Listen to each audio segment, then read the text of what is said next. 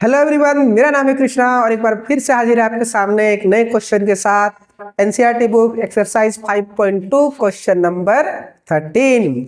इसके पहले सारा क्वेश्चन हम चैप्टर 5 का 5.1 और 5.2 का बाकी क्वेश्चन सारा अपलोडेड है सीक्वेंस में। अगर आप वो वीडियोस नहीं देखे हैं तो एक बार जाके देखिए।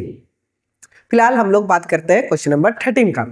क्वेश्चन नंबर 13 ये बोल रहा है कि 3 डिजिट्स की कितनी संख्याएं, यानी कि 3 अंकों के कितनी संख्याएं जो 7 से विभाजित है, 7 से डिविजिबल है, ये आपको बताना है।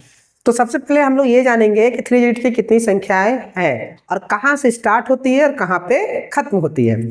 तो हम यहाँ पे एक लिखे हुए हैं, तो 3 डिजिट का जो पहला नंबर होगा वो होगा 100। क्यों? क्योंकि 100 से पहले 99 और 99 है 2 डिजिट, है ना। तो ये 100 से स्टार्ट होता है 3 डिजिट का और खत्म कहाँ होता है 99999, मतलब 3 ही गो 9 पे। और ये खत्म यहाँ पे हो रहा है, तो हमको ये पता करना है कि इतना सारा संख्या में से, यानी कि 100 से लेकर 999 तक के बीच में कितनी ऐसी संख्याएं हैं जो 7 से डिविजिबल है। तो चूंकि क्वेश्चन में ही बोला गया है कि 7 से डिविजिबल है, तो इसका मतलब ये हो गया कि मेरे पास जो कॉमन डिफरेंस का वैल्यू कितना आ गया, 7 आ गया। ठीक है, पहला।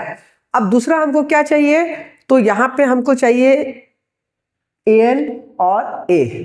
क्यों? क्योंकि हम पहले भी ये चीज बता चुके हैं कि जब लास्ट में किसी नंबर के साथ कोई टर्म्स, टाइम्स, ये सब कंडीशन कुछ अप्लाई नहीं लिखा होता है, तो वहां जो लास्ट में वैल्यू निकल के आता है वो वैल्यू होगा an का। तो अब हम लोग करते हैं a करते हैं। तो सबसे पहले हम लोग को a खोजना है और an खोजना है।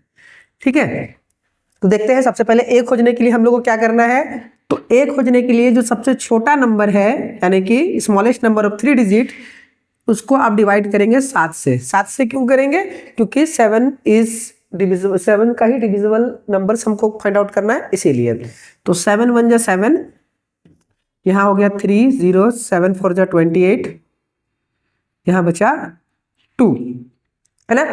तो a निकालने का जो फॉर्मूला होता है मेरे हिसाब से, जो हम बना के रखे हुए हैं अपने हिसाब से, आपको क्या करना है, सबसे पहले ये 100, यानी कि इसको हम लोग डिविडेंड बोलते हैं, डिविडेंड में ऐड करना है इन दोनों का डिफरेंस को, यानी कि रिमाइंडर और डिवाइजर का।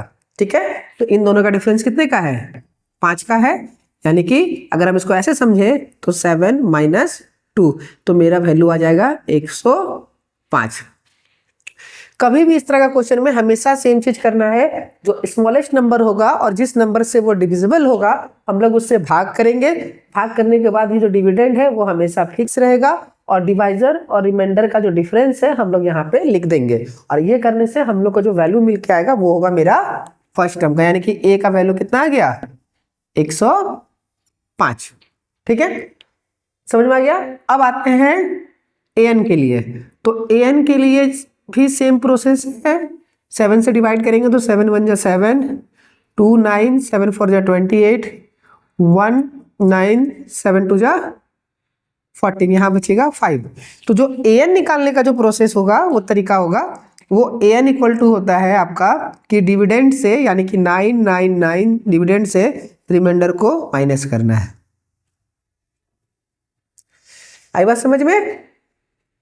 इस तरह का क्वेश्चन के लिए, यानी कि 10 से 50 के बीच में कितनी संख्याएं 2 से विभाजित है, या 200 से 500 के बीच में कितना ऐसा नंबर है जो 4 से डिविजिबल है, तो इस तरह का क्वेश्चन में जो लोएस्ट नंबर है और हाईएस्ट नंबर है, दोनों को डिविजिबल वाले नंबर से डिवाइड करना है। डिवाइड करने के बाद डिविडेंड फिक्स है, जब हम लोग फर्स्ट टर्म निकालेंगे तो रिमाइंडर और डिवाइजर के बीच का डिफरेंस को यहाँ ऐड करेंगे, तो मेरा फर्स्ट टर्म निकल गया। और an यानी कि लास्ट टाइम जब निकालना है तो उसी तरह से हम लोग डिवाइड करेंगे, जो रिमाइंडर होगा उसको डिविडेंड से माइनस करेंगे, जो आएगा वो मेरा लास्ट टाइम हो जाएगा। यानी कि मेरे पास जो an का वैल्यू आ गया वो आ गया 994। तो अब हमको बताना है नंबर ऑफ टर्म्स। तो हम लोग को nth टर्म का फॉर्मूला पता है, इसको इरेज कर दे रहे हैं हम। हमको nth टर्म का फॉर्मूला पता है। अब वो फॉर्मूला क्या होता है nth टर्म का, an equal to a plus n minus 1 into D.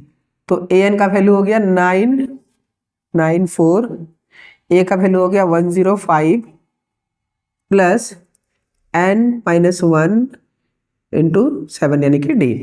इसको सब्ट्रैक्ट करते हैं। 994 minus 105 is equal to n minus 1 into 7। तो ये घटाते हैं इसको, 14 में से 5 गया तो 988। ठीक है, 988 हो गया। अब ये इंटू में इधर आके डिवाइड में हो जाएगा n माइनस 1।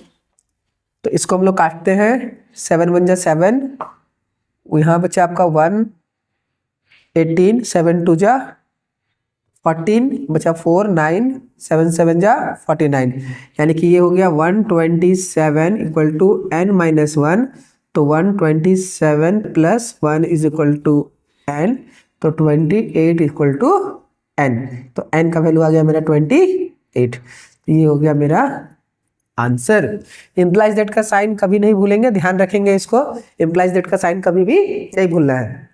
तो समझ में आ गया होगा, उम्मीद है। फिर से बता रहे हैं कि जब भी आपको दो नंबर्स के बीच में कितनी संख्याएं किसी संख्या से डिविजिबल है ये फाइंड आउट करने के लिए बोले, तो आपको सबसे पहले वो नंबर्स का जो लोवेस्ट नंबर है उसको डिविजिबल वाले नंबर से डिवाइड करना है। वहां पे डिविडेंड प्लस डिवाइजर और रिमाइंडर के डिफरेंस को वहां पे प्लस करना है। ठीक है, और यहाँ पे हमको क्या करना है, रिमाइंडर को इससे माइनस करना है। ठीक है, आई होप आपको समझ में आ गया होगा। मिलते हैं अगले क्वेश्चन के साथ अगले वीडियो में, तब तक के लिए थैंक यू।